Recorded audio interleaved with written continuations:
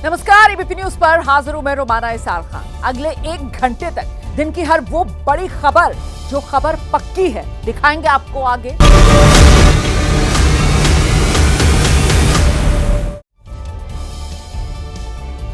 तो खबर पक्की है, अब से थोड़ी देर बाद किसी भी वक्त आतंकी तहव्वुर राणा को लेकर जांच एजेंसियां भारत की जमीन पर लैंड करने वाली हैं। एनआईए पहले गिरफ्तार करेगी जैसे ही तहव्वुर राणा को भारत लाया जाएगा पालम टेक्निकल एरिया पर, जहां पर वो विशेष विमान लैंड करेगा जिसमें तहव्वुर राणा और तहव्वुर राणा को लेकर आ रही एनआईए की 7 सदस्यीय टीम है। जैसे ही वो यहां पहुंचेंगे तो फौरन एनआईए की टीम उसे गिरफ्तार कर लेगी।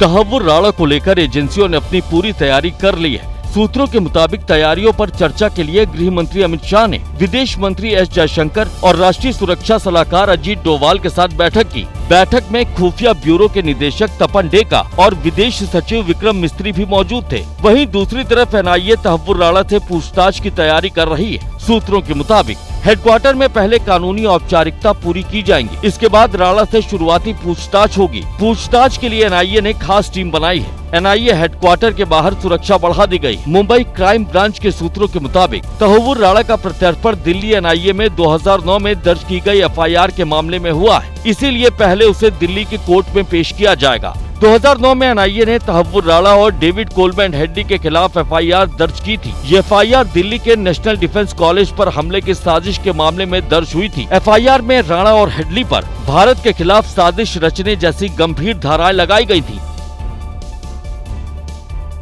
तो तहव्वुर राणा के भारत प्रत्यर्पण से मुंबई आतंकी हमलों के पीड़ितों के जख्म हरे हो गए हैं। पीड़ितों ने तहव्वुर राणा को फांसी पर लटकाने की मांग की है।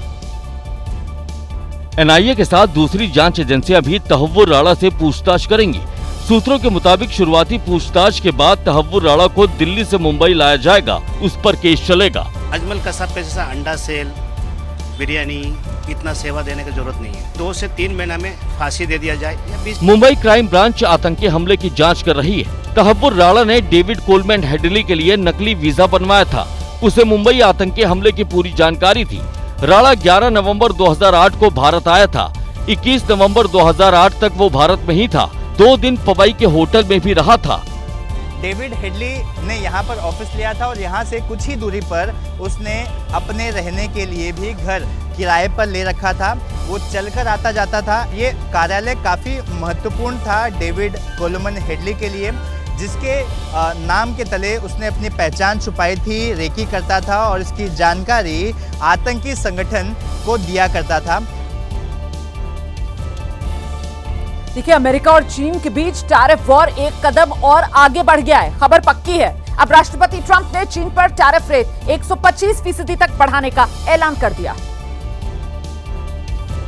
एक और टैरिफ बम फोड़ते हुए राष्ट्रपति ट्रंप ने चीन से आयात होने वाले सामान पर टैरिफ बढ़ाकर 125% करने का ऐलान किया। ट्रंप ने अपने social media platform social truth पर इसका ऐलान किया है। बढ़ा हुआ टैरिफ तत्काल लागू हो गया है। ट्रंप ने कहा है, चीन दुनिया के बाजारों का सम्मान नहीं करता। दुनिया को नुकसान पहुंचाने के दिन अब टिकाऊ नहीं है। अब अमेरिका अपना नुकसान बर्दाश्त नहीं करेगा। इससे पहले चीन ने ट्रंप के 104% टैरिफ के जवाब में अमेरिका पर 50% अतिरिक्त टैरिफ लगा दिया था। चीन ने अमेरिका पर कुल 84% का टैरिफ लगाया था। चीन पर टैरिफ लगाने के साथ ही राष्ट्रपति ट्रंप ने 75 से ज्यादा देशों को फिलहाल टैरिफ के मुद्दे पर राहत दी है। ट्रंप ने इन देशों पर लगाए गए टैरिफ को 90 दिनों के लिए स्थगित कर दिया है। इस दौरान इन देशों पर 10% टैरिफ लगेगा। ट्रंप का कहना है कि ये देश टैरिफ के मुद्दे पर अमेरिका के साथ डील करना चाहते हैं, इसीलिए इन्हें राहत दी गई है। They are dying to make a deal. Please, please, sir, make a deal. I'll do anything. I'll do anything, sir. नए वक्फ कानून के खिलाफ सुप्रीम कोर्ट में दायर याचिकाओं पर 16 अप्रैल को सुनवाई होगी। चीफ जस्टिस की बेंच इन याचिकाओं पर सुनवाई करेगी। वक्फ कानून के खिलाफ सुप्रीम कोर्ट में 20 याचिकाएं दायर हो चुकी हैं। इन याचिकाओं पर सुनवाई की तारीख तय हो गई है। 16 अप्रैल को वक्फ संशोधन कानून के खिलाफ दायर याचिकाओं पर सुनवाई होगी। चीफ जस्टिस संजीव खन्ना की अध्यक्षता वाली 3 जजों की बेंच मामले पर सुनवाई करेगी। बेंच के बाकी 2 सदस्य हैं जस्टिस संजय कुमार और जस्टिस केवी विश्वनाथन। मामला सुनवाई की सूची में 13वें नंबर पर लगा है। कुल 10 याचिकाएं लिस्ट में हैं। इनमें सबसे पहले AIMIM नेता असदुद्दीन ओवैसी की याचिका है। सुप्रीम कोर्ट में दायर याचिकाओं में नए वक्फ कानून को मुसलमानों के साथ भेदभाव करने वाला, धार्मिक संस्था के कामकाज में सरकारी हस्तक्षेप, संविधान के अनुच्छेद 14, 25, 26 और 29 के उल्लंघन का आरोप लगाया गया है। याचिकाकर्ताओं ने नए वक्फ कानून पर रोक लगाने की मांग की है। केंद्र सरकार ने भी सुप्रीम कोर्ट में कैविएट दाखिल की है। केंद्र ने किसी भी आदेश से पहले अपना पक्ष सुने जाने की मांग की है। और वक्फ संशोधन कानून को लेकर हुई हिंसा के बाद पश्चिम बंगाल के जंगीपुर में अब हालात कंट्रोल में हैं। पुलिस उपद्रवियों की गिरफ्तारी कर रही है। वहीं वक्फ कानून के खिलाफ आज भोपाल में प्रदर्शन होगा, खबर पक्की है। वक्फ संशोधन कानून के खिलाफ हुई रैली में हिंसा के बाद जंगीपुर में हालात फिलहाल कंट्रोल में। पुलिस ने हिंसा के आरोप में अब तक 22 उपद्रवियों को गिरफ्तार किया है। इलाके में बीएनएस की धारा 163 लागू है। पुलिस मुस्तैद है और हर हरकत पर नजर रखी जा रही है। There had been a law and order problem तो हुआ था, पुलिस एक्शन लिया, अरेस्ट किया और 163 बीएनएस लागू है अभी और इंटरनेट भी बंद है।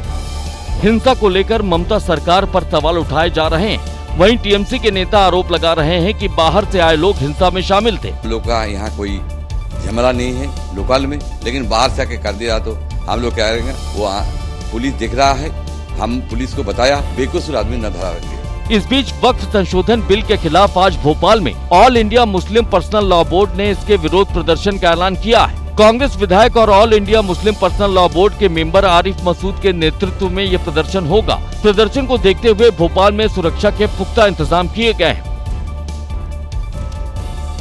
और इस बीच जम्मू कश्मीर में आतंक के खिलाफ ऑपरेशन चलाया जा रहा है। इस अभियान से आतंकी बौखलाए हुए हैं। कुपवाड़ा के बिलगाम में सेना ने एक बड़ी आतंकवादी साजिश को नाकाम कर दिया है। धमाका इतना जोरदार था कि पूरा जंगल दहल उठा। दरअसल राजपूत रेजिमेंट के एक सैन्य टुकड़ी गश्त के लिए इलाके में घूम रही थी। इसी दौरान एक संदिग्ध वस्तु दिखाई दी। बारीकी से जांच करने पर पता चला कि ये एक 12 किलोग्राम का आईईडी है। बिना कोई देर किए बम निरोधक दस्ते को बुलाया गया और समय रहते आतंकी साजिश को नाकाम किया गया। अगर ये आईईडी फट जाता तो जान माल का बड़ा नुकसान हो सकता था, लेकिन समय रहते आईईडी को निष्क्रिय कर दिया गया।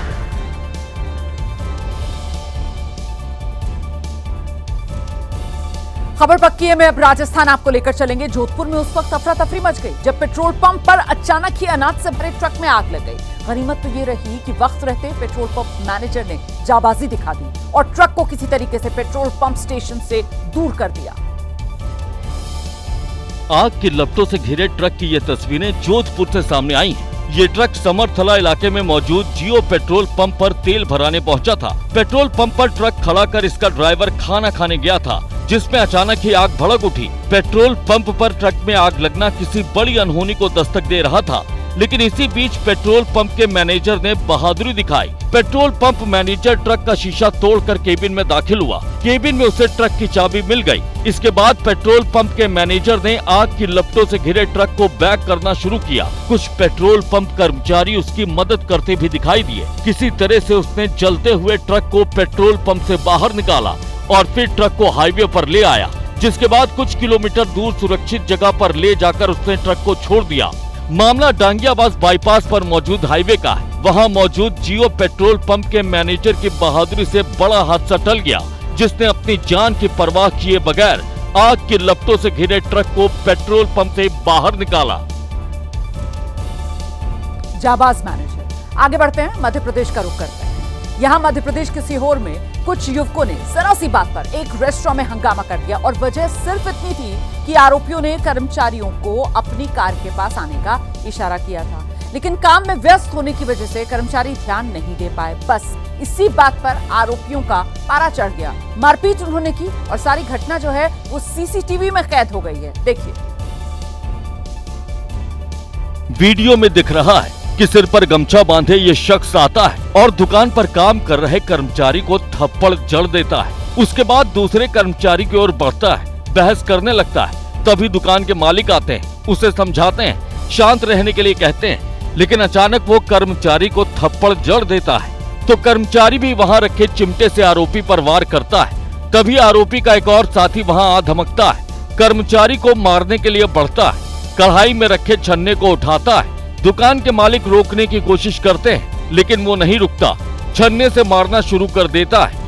इस बीच पहले मारपीट शुरू करने वाला आरोपी भी दुकान के अंदर आ जाता है, कॉलर पकड़कर कर्मचारी को बाहर ले जाता है और थप्पड़ पर थप्पड़ मारता है। गाड़ी से आए थे वो तो गाड़ी से आए और सबको बुला रहे थे, दुकानदार को, सब काम में लगे थे और सब बिजी थे, काम में व्यस्त थे, तो कोई आया नहीं काम की वजह से, तो आके वो मारने लगे। संपूर्ण कार्रवाई भी कर ली गई है, उनको गिरफ्तार भी कर लिया गया है।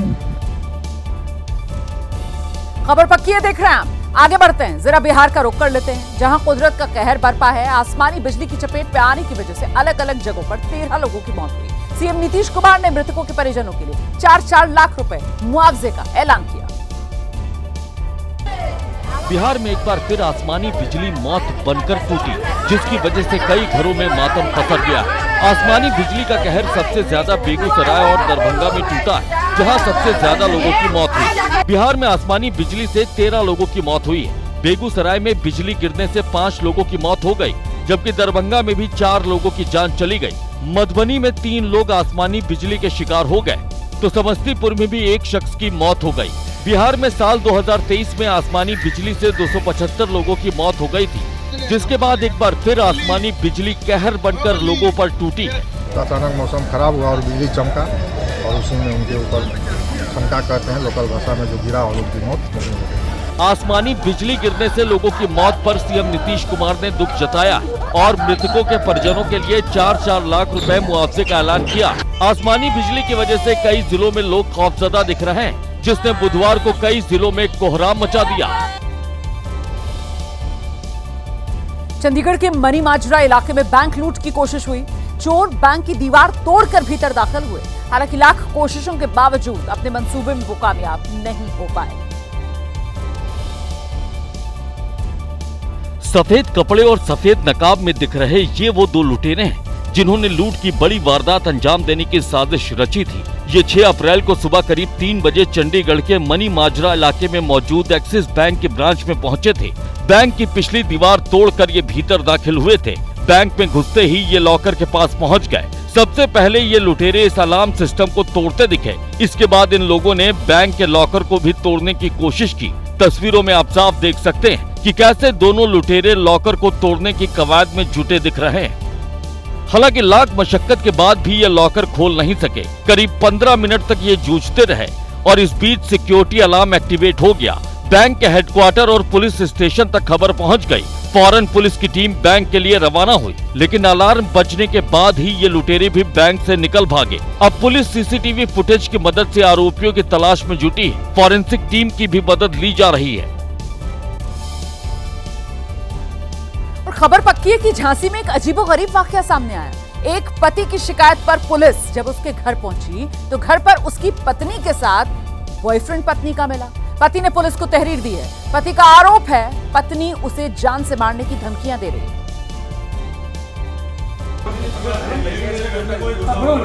ये वीडियो अब वायरल है। तस्वीरें झांसी के मऊ रानीपुर की हैं, जहां एक पति पवन कुमार की शिकायत पर रात में पुलिस पहुंची थी।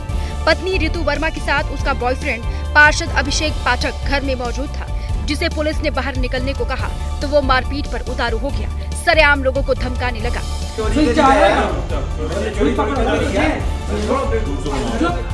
दरअसल ऋतु वर्मा नाम की महिला के पति पवन कुमार ने थाने में तहरीर दी है। आरोप लगाया है कि उसकी पत्नी बॉयफ्रेंड के साथ मनमानी कर रही है और उसे जान से मारने की धमकी दे रही है।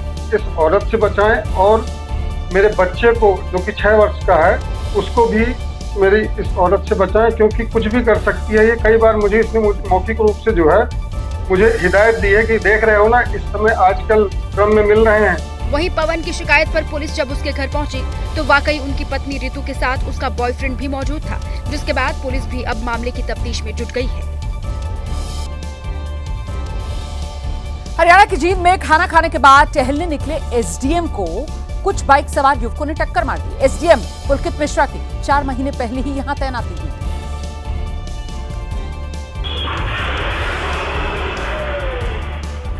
टक्कर इतनी जबरदस्त थी कि एसडीएम उछलकर पास के ही खंबे से जा टकराए और वहां से उठ नहीं पाए। हादसे के वक्त बाइक की स्पीड करीब 100 के आसपास थी। पूरी घटना सड़क के पास में ही लगे एक सीसीटीवी में रिकॉर्ड हो गई। हादसे के बाद स्थानीय लोगों ने किसी तरह एसडीएम को अस्पताल में भर्ती कराया। एसडीएम के सिर और जबड़े में काफी चोट आई है। डॉक्टर ने उन्हें पानीपत रेफर कर दिया। हादसे में बाइक सवार 4 युवक भी गंभीर रूप से घायल हो गए, जिनका नजदीकी अस्पताल में इलाज चल रहा है।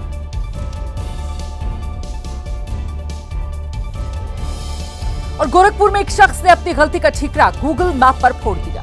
दरअसल शख्स ने दावा किया कि गूगल मैप उसे रेलवे ट्रैक पर लेकर पहुंच गया, लेकिन जांच में पुलिस को कुछ और ही पता चला है। तस्वीरों में दिख रहा है कि सफेद रंग की ये कार रेलवे ट्रैक के पास पहुंच गई है और इसका जिम्मेदार गूगल मैप को बताया जा रहा है। दरअसल बिहार के रहने वाले आर्यन राय दोस्तों के साथ पार्टी करने के लिए गोरखपुर पहुंचे थे और जब यहां से वो रात करीब 1 बजे गूगल मैप के सहारे वापस अपने गांव के लिए निकला तो दावा है कि मैप ने उसे रेलवे ट्रैक पर पहुंचा दिया। जब तक आर्यन को कुछ समझ आता, उसकी कार रेलवे ट्रैक पर फंस चुकी थी। ऐसा इस वजह से हुआ क्योंकि आर्यन बिहार के गोपालपुर गांव का रहने वाला है और जिस गोपालपुर की उसने लोकेशन डाली थी वो गोरखपुर के डोमिनगढ़ में है। गनीमत रही कि मालगाड़ी को लोको पायलट ने इमरजेंसी ब्रेक लगाकर रोक दिया, वरना हादसा हो सकता था। इसके बाद आरपीएफ की टीम मौके पर पहुंची और कार को कब्जे में लेकर आर्यन को गिरफ्तार कर लिया। हालांकि कोर्ट से आर्यन को जमानत मिल गई। पुलिस का कहना है कि रेलवे ट्रैक होने के बाद भी आर्यन ने कार नहीं रोकी थी और कार से ही रेलवे ट्रैक को पार करने की कोशिश की थी, जिसके चलते उसे गिरफ्तार किया गया। एक बात ये भी सामने आ रही है कि आर्यन गोरखपुर में दोस्तों के साथ पार्टी कर रहा था और मालगाड़ी की मामूली टक्कर के बाद भी वो कार से बाहर नहीं निकला था। आर्यन की गलती की वजह से मालगाड़ी 55 मिनट तक ट्रैक पर ही खड़ी रही थी। खबर पक्की है, दिल्ली पुलिस ने उस शख्स को गिरफ्तार कर लिया है जिसने मेट्रो में बैठकर शराब पीने का वीडियो बनाया था। पकड़े जाने के बाद शख्स कह रहा है कि वो फेमस होना चाहता था। वायरल वीडियो में दिख रहा था कि ये शख्स बड़े आराम से मेट्रो में बैठा हुआ था। इसके एक हाथ में शराब जैसी चीज से भरा ग्लास था तो दूसरे हाथ में अंडा। वीडियो में यह भी दिख रहा था कि ये अंडे को मेट्रो में फोड़ रहा था, उसे छील रहा था। हालांकि शख्स ने मेट्रो में साफ सफाई का पूरा ख्याल रखा था। पैक खत्म होने के बाद मेट्रो के फर्श से इसने अंडे के छिलके उठाए थे और उसे बैग में रख लिया था। अब दिल्ली मेट्रो के अधिकारियों की तरफ से की गई शिकायत के बाद इस शख्स को दिल्ली पुलिस ने गिरफ्तार कर लिया, जिसका नाम आकाश कुमार है। इसकी तलाश के लिए सभी पुलिस स्टेशन के व्हाट्सएप ग्रुप पर इसकी तस्वीर शेयर की गई थी और काफी मशक्कत के बाद इसे बुराड़ी से गिरफ्तार किया गया। ये शख्स दिल्ली यूनिवर्सिटी से पोस्ट ग्रेजुएट है। पुलिस की पूछताछ में इस शख्स ने दावा किया कि वो शराब पीने का ड्रामा कर रहा था। असल में वो शराब नहीं थी। फिलहाल पुलिस ने फाइन भरवाने के बाद उसे सख्त हिदायत देकर छोड़ दिया है। पंजाब यूनिवर्सिटी चंडीगढ़ में 2 छात्र गुटों के बीच मारपीट का वीडियो सोशल मीडिया पर जमकर वायरल हो रहा है। दोनों गुटों के छात्रों ने एक दूसरे को जमकर पीटा है। सुरक्षाकर्मी छात्रों को रोकने की कोशिश करते रहे, लेकिन छात्रों का गुस्सा मानो 7वें आसमान पर था। कभी लात चले तो कभी मुक्के, कोई रुकने का नाम नहीं ले रहा था। देखते ही देखते यूनिवर्सिटी का परिसर जंग के अखाड़े में तब्दील हो गया। हमले में कई छात्रों को चोटें भी आईं, जिन्हें इलाज के लिए नजदीकी अस्पताल में एडमिट कराया गया। दरअसल कुछ दिन पहले कॉन्सर्ट के दौरान एक छात्र की हत्या हो गई थी, जिसके बाद से ही कैंपस में तनाव का माहौल बना हुआ है। छात्र विश्वविद्यालय के कुलपति और डीएसडब्ल्यू के इस्तीफे की मांग कर रहे हैं। और उधर बिहार के मोतिहारी से हैरान करने वाली एक खबर सामने आई है। यहाँ एक लड़की ने अपने ही घर में चोरी कर डाली, लेकिन पुलिस ने उसकी चालाकी को पकड़ लिया। अपने ही घर में चोरी करने के बाद लड़की ने एक चिट्ठी भी छोड़ी थी, जिसमें उसने लिखा था, लव यू पुलिस मामू, मैं आपसे तेज हूँ। चिट्ठी में लड़की ने यह भी लिखा था कि उसे 10 घरों में चोरी करनी है और अभी तक सिर्फ 8 घरों में ही चोरी की है। अभी 2 घर बाकी हैं। अगर पकड़ सकते हो तो पकड़ लो। चोरी करने के बाद लड़की रिपोर्ट लिखवाने के लिए खुद ही थाने पहुंच गई थी और यहीं उसकी चालाकी पकड़ी गई। हुआ ये कि जब ये थाने में रिपोर्ट लिखवा रही थी तो पुलिस अधिकारियों को इसकी हैंडराइटिंग पर शक हुआ और जब शिकायती पत्र और मौके पर मिली चिट्ठी की हैंडराइटिंग मिलाई गई तो इसका भेद खुल गया।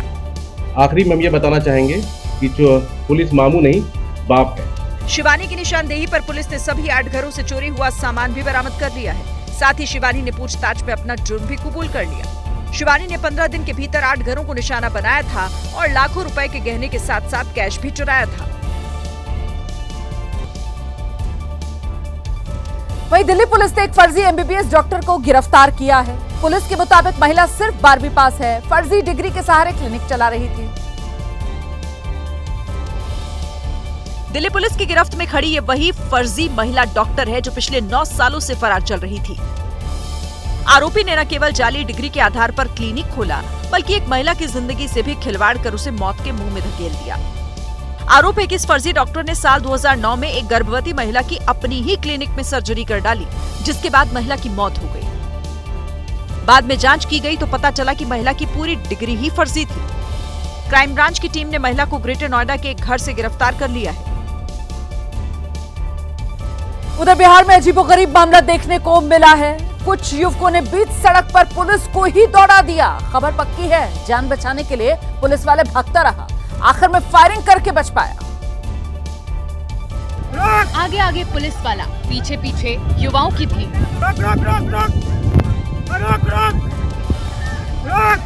ये तस्वीरें बिहार के छपरा जिले की हैं, जहां अजीबोगरीब मामला देखने को मिला। यहां कुछ युवकों ने बीच सड़क पर पुलिस को ही दौड़ा लिया। युवकों से जान बचाने के लिए पुलिस वाला भागता रहा, लेकिन युवाओं की भीड़ ने भी उसका पीछा नहीं छोड़ा। कुछ नहीं होगा, मारेगा कोई नहीं। ये सब कुछ तब हो रहा था जब पुलिस वाले के हाथों में पिस्टल भी थी, लेकिन इन युवाओं को पिस्टल का भी कोई डर नहीं। हांफते भागते अकेले पुलिसकर्मी को युवाओं ने पकड़ लिया। आत्मरक्षा के लिए पुलिसकर्मी ने फायरिंग शुरू कर दी। इसके बाद भीड़ ने पुलिसकर्मी को छोड़ा। दरअसल एक ट्रक ने एक बच्ची को रौंद दिया, जिसके बाद ग्रामीणों ने सड़क जाम कर दिया। पुलिस सड़क जाम खत्म कराने पहुंची, लेकिन ग्रामीणों ने पुलिस पर हमला कर दिया। बिहार की राजधानी पटना से एक महिला की बेबसी का वीडियो सामने आया। बीपीएससी की महिला अभ्यर्थी काफी दूर तक मंत्री की गाड़ी को पकड़कर दौड़ती रही, लेकिन मंत्री ने गाड़ी नहीं रुकवाई। खबर देखिए। शिक्षा मंत्री सुनील कुमार पार्टी दफ्तर से निकलकर आते हैं और सीधे गाड़ी में बैठ जाते हैं। इस बीच महिला अभ्यर्थी लगातार अपनी शिकायत सुनाने की कोशिश करती रहती है। गाड़ी का शीशा तो नीचे होता है, लेकिन मंत्री जी 1 सेकंड के लिए भी नहीं रुकते, गाड़ी चलने लगती है और ये महिला अभ्यर्थी चलती गाड़ी के साथ साथ दौड़ती रहती है। हैरानी होती है ये वीडियो देखकर, क्योंकि चुनाव के वक्त यही नेता लोगों के पास कई घंटे खड़े रहते हैं, लेकिन जब चुनाव जीत जाते हैं तो इनके पास 1 सेकंड का समय नहीं होता। दरअसल जेडीयू के प्रदेश कार्यालय पर मंगलवार से शुक्रवार तक जन सुनवाई कार्यक्रम का आयोजन होता है और बीपीएससी के शिक्षक अभ्यर्थी शिक्षा मंत्री सुनील कुमार से मुलाकात करने पहुंचे थे। मंत्री ने जब बात नहीं सुनी तो अभ्यर्थियों ने मुर्दाबाद के नारे लगाने शुरू कर दिए। दरअसल अभ्यर्थियों की मांग है कि सप्लीमेंट्री रिजल्ट जारी किया जाए, लेकिन शिक्षा मंत्री उनकी बात सुने बगैर ही निकल गए। इतना ही नहीं, मंत्री ने कई अभ्यर्थियों के कागज हाथ में लेकर फेंक दिए। तो मंत्री जी की संगदिली की ये खबर पक्की है। पुणे के पिंपरी चिंचवाड़ में एक कबाड़ गोदाम में आग लग गई। दमकल विभाग की गाड़ियां कई घंटे की मशक्कत के बाद इस आग पर काबू पा सकी और इस घटना में गोदाम पूरी तरीके से जलकर खाक हो गया। कबाड़ गोदाम में जब आग लगी तो चारों तरफ अफरा तफरी फैल गई। गोदाम रिहायशी इलाके के पास होने की वजह से लोग दहशत में आ गए। पिंपरी चिंचवड़ में मोशी रोड पर गोदाम बना हुआ है। आग की लपटें इतनी तेज थी कि दमकल विभाग की कई गाड़ियों को मौके पर बुलाना पड़ा। धुएं का गुब्बार आसमान में फैल गया। तस्वीरों में आप देख सकते हैं कि गोदाम में आग लगने के बाद उसमें रखा सामान भी उसकी चपेट में आ गया। हालांकि किसी के हताहत होने की खबर नहीं है, लेकिन गोदाम पूरी तरह से जलकर खाक हो गया। देश में चिलचिलाती गर्मी के बीच उत्तराखंड में मौसम अचानक से बदल गया है। कर्णप्रयाग में लगातार बारिश के बाद कई गाड़ियां मलबे के नीचे दब गई। बताया गया कि पास के नाले का मलबा बारिश की वजह से नीचे आ गया, जिसकी चपेट में सफेद रंग की ये 2 गाड़ियां आ गई। दोनों गाड़ियों की हालत एक जैसी थी। पत्थरों से गाड़ी का बाहरी हिस्सा टूट गया था। उन्हीं पत्थरों ने गाड़ियों पर कुदरती ब्रेक लगा दिया। रामलीला मैदान के पास नाले से मलबा आने के बाद गाड़ियों को नुकसान हुआ तो उन्हें देखने के लिए लोगों की भीड़ भी छतरी लेकर बाहर निकली। पहाड़ी राज्य उत्तराखंड में अभी हल्की बारिश की स्थिति बनी रह सकती है। मौसम विभाग ने भी राज्य के लिए येलो अलर्ट जारी कर रखा है। इसी अलर्ट का नतीजा है कि अल्मोड़ा जिले में भी मूसलाधार बारिश हुई वो भी ओलावृष्टि के साथ। हिलती हुई स्क्रीन में दिख रहा मौसम का ये बदलाव बता रहा है कि उत्तराखंड के लोगों को अप्रैल के महीने में बादलों से सजग रहना पड़ेगा। यही हाल उत्तर प्रदेश में भी दिखा। बहराइच में अचानक ओलों के साथ बारिश हुई। बताया गया कि मौसम में आए बदलाव से किसानों को बड़ा नुकसान हुआ है। उत्तराखंड में चारधाम यात्रा शुरू होने में महज 21 दिन का वक्त बाकी है। 30 अप्रैल से शुरू होने वाली यात्रा के लिए अब तक 13 लाख से ज्यादा लोगों ने रजिस्ट्रेशन करवा लिया है।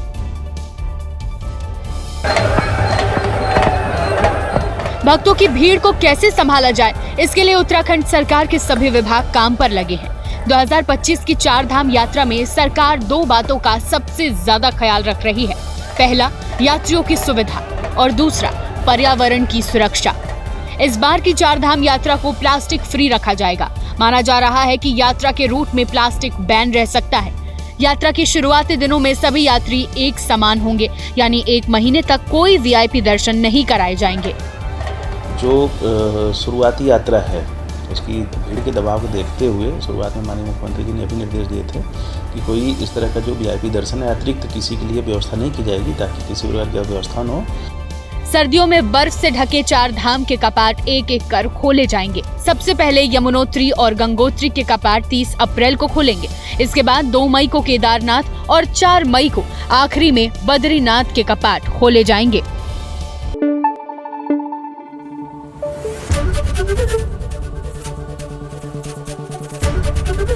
एबीपी न्यूज आपको रखे आगे।